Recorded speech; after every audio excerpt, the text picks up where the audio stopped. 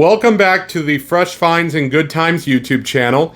In today's video, we are going to be making cookie bars. If you would like to make it for yourself, we will include a link to the recipe in the description of the video. This is something I like to make. It's simple, it's fast, especially on a school night. If you're wanting something for their lunch for the next day, it's really easy. I like to use stevia. You can use regular sugar, but I just like to use this, so there's, it's a little healthier. Brown sugar. I also use ground flaxseed, which fits very nicely in there. It gives it some extra, a little bit of extra nutrients in there, some extra fiber. Don't even know it's in there. We prefer dark chocolate chips. Don't have to use the Trader Joe's. This just happens to be what I have. I like the dark chocolate ones. Then, of course, your baking powder, baking soda, vanilla. And I've had the eggs, which I use organic eggs as well. And then the butter that's already been sitting out, unsalted, salted. It doesn't really matter what you use, but you want it sitting out so it's at least softened up a little bit. So the first thing I do is I will cream this up in here. And if it's softened, it makes it much easier to get it creamed so that it gets all the way through all the ingredients. So I start by doing that first. There's 2 sticks of butter in there. And you want to do that separately because that way then it ensures that it gets completely creamed through the whole mixture. Otherwise, you might get too much butter in something and that's not going to taste real good.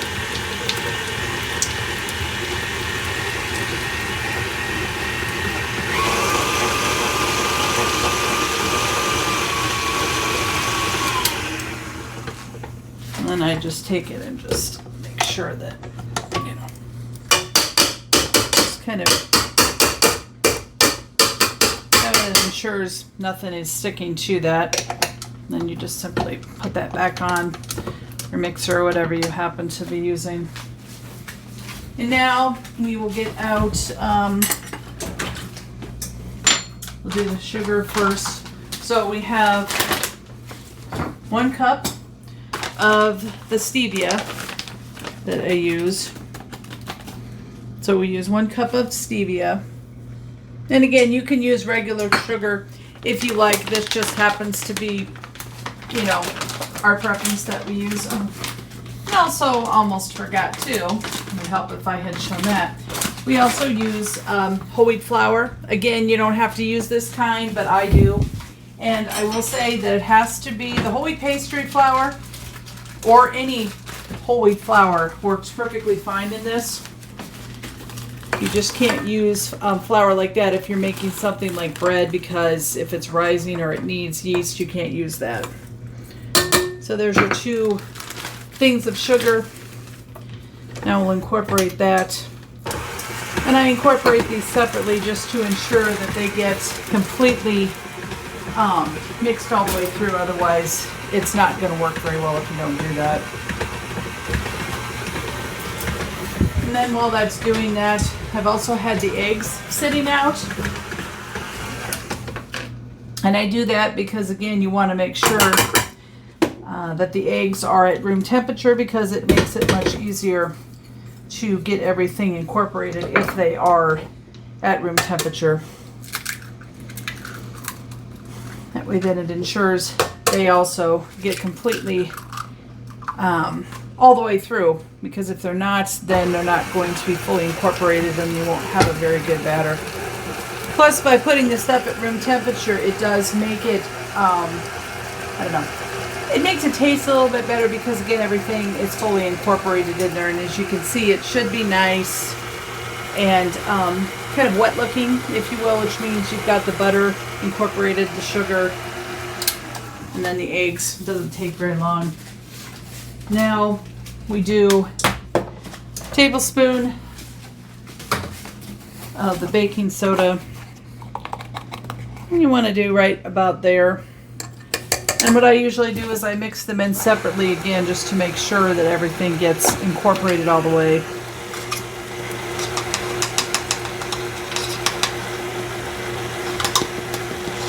And And then a tablespoon of the baking powder. Again, just putting it in separately to make sure that it gets all the way through.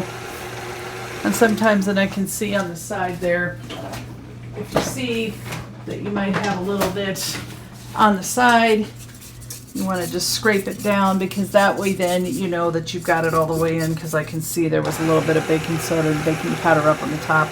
And as you can see, it's a lighter color now, so you know that it's getting mixed in all the way.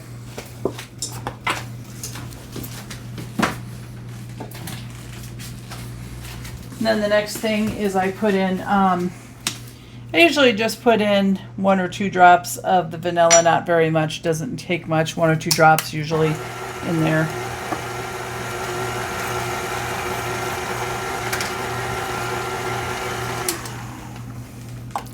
And then for the flaxseed, I will usually put in about 4 tablespoons. And again, you get the ground flaxseed, it doesn't matter what kind, but it needs to be ground, because that way then it incorporates very nicely in there and you don't even know that it's in there when you're eating these cookies, because it is mixed right in with the dough in there.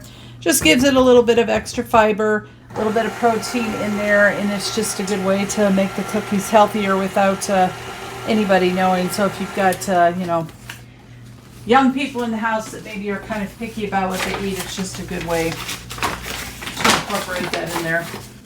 And now what I'm going to do, and as you can see, everything is incorporated so far. It looks really good. Now we will take 2 cups of the flour.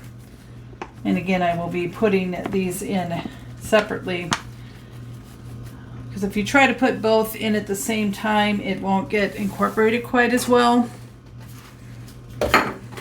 So that way then, yes. And you probably want to put it on low, because if you mix it up at too high of a speed, then it's going to go all over the place. And this way then it ensures again that it gets all the way mixed up, and you want to stop probably halfway in between. Just go around with your spatula just to make sure that all the stuff on the side is getting mixed in there, because otherwise again, if you don't get all your flour in there, or you don't get it mixed in right, you might find that when you're putting your batter into the pan, you might find some stuff at the bottom.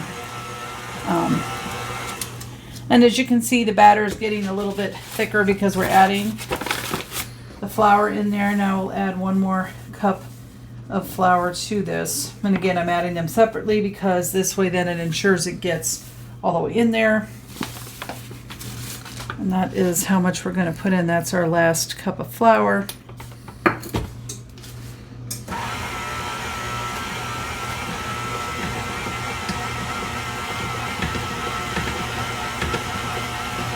When it starts getting thicker like this, you can kind of tell, you know that you've gotten all of your ingredients in there. Now all we have to do, there. And I just like to scrape this down just to make sure that, and as you can see, the batter is definitely thicker. Now all we need is our chocolate chips. You can kind of put in however many, you know, if you feel like.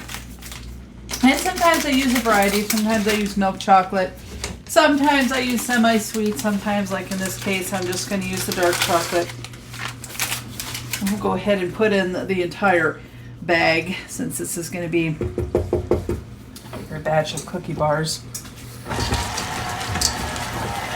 And then you just take a minute or 2 and you just incorporate it all the way through. There we go. That way then you can see that everything is incorporated.